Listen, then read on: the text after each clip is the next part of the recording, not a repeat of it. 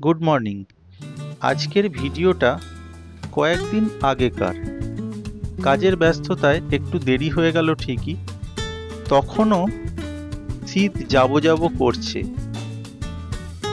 আমরা সকাল সকাল বেরিয়ে পড়েছি কলকাতা সায়েন্স সিটির উদ্দেশ্যে। টালা ব্রিজে উঠতে না উঠতেই বিপত্তি, বাইকের ব্যাক রেসটা গেল ভেঙে। তো যাই হোক, রাস্তায় একটি গ্রিলের দোকানে ব্যাক রেসটা প্রথমে ঝালিয়ে নিয়ে রওনা দিলাম সায়েন্স সিটির উদ্দেশ্যে। তো দেখতে দেখতে আমরা পৌঁছে গেলাম সায়েন্স সিটি। তখন 10টা বাজে ঘড়িতে। সায়েন্স সিটির ভিতরে টু হুইলার থেকে বড় বাস সব কিছুরই পার্কিংয়ের সুব্যবস্থা আছে। মিষ্টির এবারে দ্বিতীয়বার সায়েন্স সিটি ভিজিট। প্রতি বছর না হলেও আমার মনে হয় আমাদের অভিভাবকদের বাচ্চাদের অন্তত 2-1 বছর ছাড়া ছাড়া সায়েন্স সিটি আসা উচিত। কারণ বইয়ের সিলেবাস যেমন বছরের পর বছর আস্তে আস্তে চেঞ্জ হয়, কঠিন থেকে কঠিনতর দিকে আমরা পড়াশোনা এগিয়ে নিয়ে যাই, তেমনি সায়েন্স সিটিতেও কিন্তু বাচ্চারা যত বড় হয়, তাদের বুদ্ধি বিকাশ যত ঘটতে থাকে, সায়েন্স সিটিতে বিভিন্ন অ্যাক্টিভিটি আছে যেগুলো আস্তে আস্তে তারা প্র্যাকটিক্যালি বুঝতে পারে। তো প্রতি বছর না হলেও অন্তত 1-2 বছর ছাড়া ছাড়া সায়েন্স সিটি আসা উচিত। তো প্রথমে বলে রাখি, সায়েন্স সিটি প্রতিদিনই খোলা থাকে। সকাল 10টায় ওপেন হয় এবং সন্ধে 7টা পর্যন্ত। যে কোনো সময় সায়েন্স সিটি আসা গেলেও শীতকালটা বেশি ভালো লাগে, কারণ শীতকালে সায়েন্স সিটিতে কষ্টটা কম হয় রোদ্দুরে। তো আমরাও যার জন্য জাস্ট শীতটা চলে যাবে এরকম সময় এক ফাঁকে চলে এসেছি একটা রবিবার সুযোগ করে সায়েন্স সিটিতে। তো আমি ছোট করে সায়েন্স সিটির যে টিকিট কীরকম প্রাইস একটু বলে রাখি। অনলাইন টিকিট কাটা যেতে পারে, সায়েন্স সিটির ওয়েবসাইটে গিয়ে আপনারা অনলাইন টিকিটও কাটতে পারেন। আমি অনলাইনেই টিকিট কেটেছি, বাট তাও অফলাইনে এসে কাউন্টার টিকিট কাটলে কোন রাইডের কীরকম কী চার্জেস, কী প্যাকেজ, কী কম্বো প্ল্যান, এগুলো আমি স্ক্রিনে দিয়ে দিলাম। তো এই সব প্ল্যান কিন্তু অনলাইনে অ্যাভেলেবেল নয়, তবে maximum main part entry fee সহ 3D শো, রোপওয়ে এবং টাইম মেশিন, স্পেস থিয়েটার, এগুলো অনলাইনে কাটা যেতে পারে। আমি মেন কয়েকটা অনলাইনে কেটে নিয়েছি এন্ট্রি ফির সাথে। এখানে আমি এসে মিষ্টিকে যখন এক একটা অ্যাক্টিভিটি বোঝাচ্ছি, জাস্ট আমার মনে হচ্ছিল ফিজিক্যাল সায়েন্সের এক একটা করে চ্যাপ্টার, এক একটা করে পেজ আমি উল্টাচ্ছি। তো বেশ খানিকক্ষণ আমরা সবাই, ছোট বড় সবাই মিলেই এই এক একটা অ্যাক্টিভিটি, এক একটা রাইডস আমরা বিভিন্ন ভাবে প্র্যাকটিক্যালি কিভাবে এগুলো আমাদের জীবনে কার্যকরী হয় সেগুলো আমরা দেখলাম এবং বাচ্চাদেরকে বোঝালাম।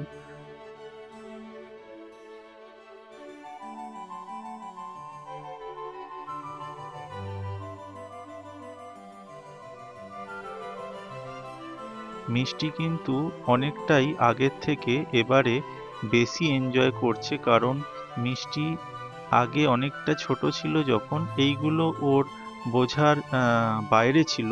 এই জন্যই আমি বলছি ওরা যত বড় হবে, আজকে যেগুলো বুঝতে পারছে না সেগুলো পরের বছর বা তার পরের বছর এসে ওর কিন্তু খুবই ইন্টারেস্টিং লাগবে। তো আমরাও মোটামুটি ওদের সাথে সাথে একটু বাচ্চা হয়ে গেলাম।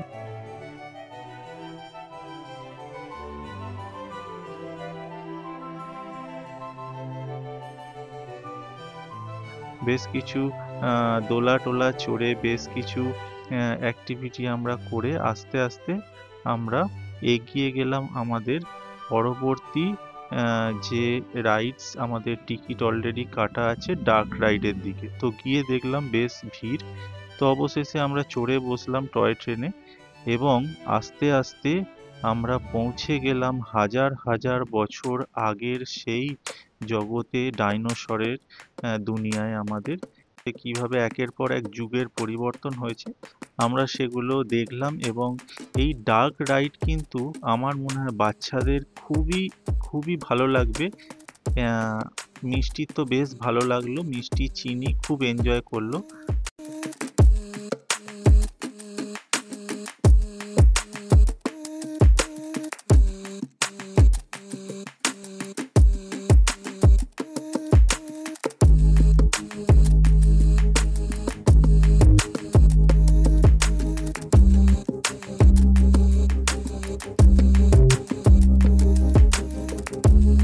তারপরে আমরা পৌঁছে গেলাম খুবই জনপ্রিয়, আমারও খুবই ভালো লাগার এই জায়গাটা, টাইম মেশিন। এটা আমি যতবার এসেছি ততবারই এনজয় করি। এটা বাচ্চা থেকে বড় সবাই অবশ্যই চড়ো, এটা খুবই মজার।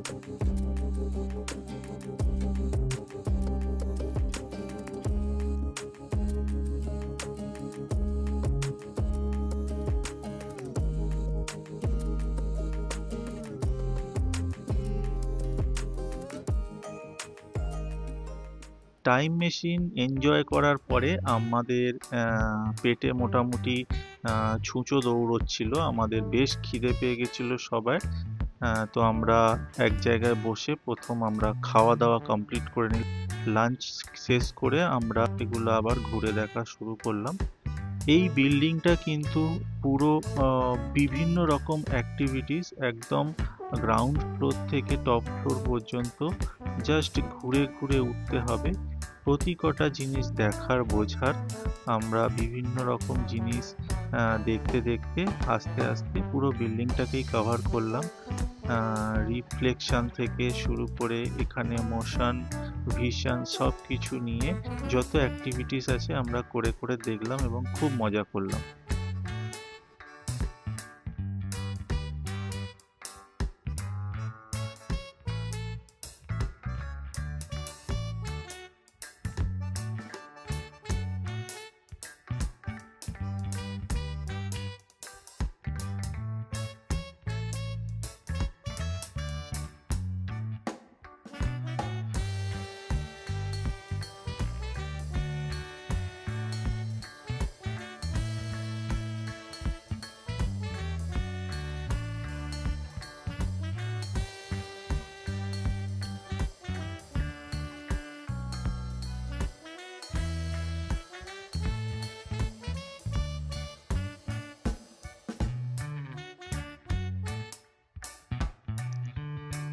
এই যে টয় ট্রেনটা রয়েছে এটায় কিন্তু 25 টাকা মাথা পিছু দিয়ে পুরো সায়েন্স সিটি তোমরা ঘুরে নিতে পারো। এটা আমরা যদিও চড়িনি। এরপর আমরা চলে এলাম রিফ্লেকশনের জায়গায়।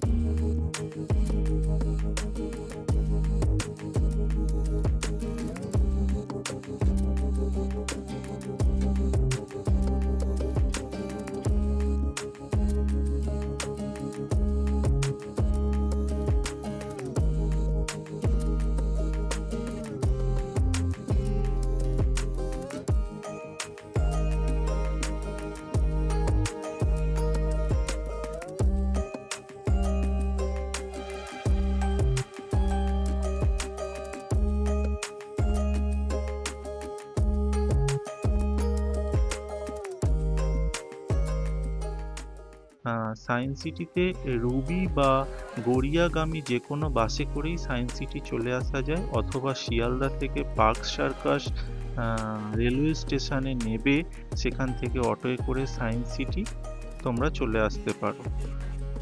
আমাদের লাস্ট জনপ্রিয় যে রাইড, সব থেকে আকর্ষণীয়, সেটা হচ্ছে রোপওয়ে। আমরা সেখানে পৌঁছলাম। তো রোপওয়ে আমরা প্রতিবারই করি যে পুরো সায়েন্স সিটি ঘুরে আমরা রোপওয়ে করে জাস্ট একদম বাইরের এক্সিট গেটের কাছে এসে পৌঁছে যাই। মানে আপনারাও তাই করবেন, এটাই হচ্ছে বেস্ট অপশান। পুরো সায়েন্স সিটি সকাল থেকে ঘুরে রোপওয়ে হচ্ছে একদম এন্ড পয়েন্টে।